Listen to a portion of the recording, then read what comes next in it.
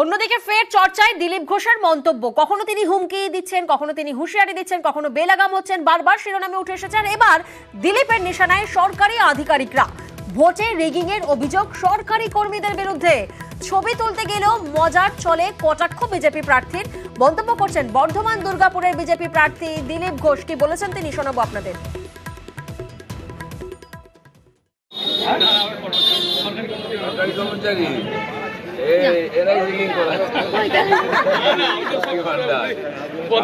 ভালো আছেন?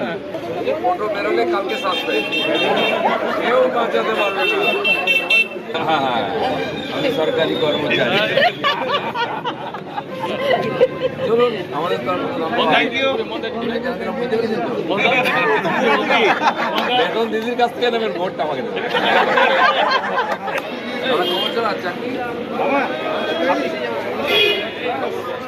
ডিজাইন করে দেবেন ভোটের আগে।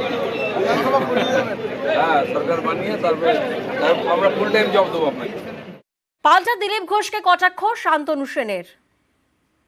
সরকারি কর্মচারী যারা একটা রাজ্যের একটা সরকারের একটা অন্যতম ব্যাকবোন, তাদেরকে যেভাবে অপমান করলেন, আমি মনে করি সরকারি কর্মচারীরা যোগ্য জবাব দেবেন নির্বাচনের মধ্যে দিয়ে। তবে এখানেই শেষ নয়। প্রথম দফার ভোটের আগে হালকা মেজাজে দিলীপ ঘোষ।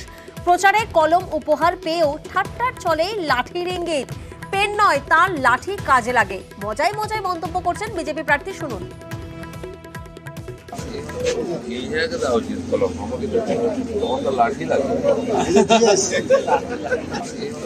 এই জায়গায় দেওয়া উচিত কলম, আমাকে তোমার লাঠি লাগবে।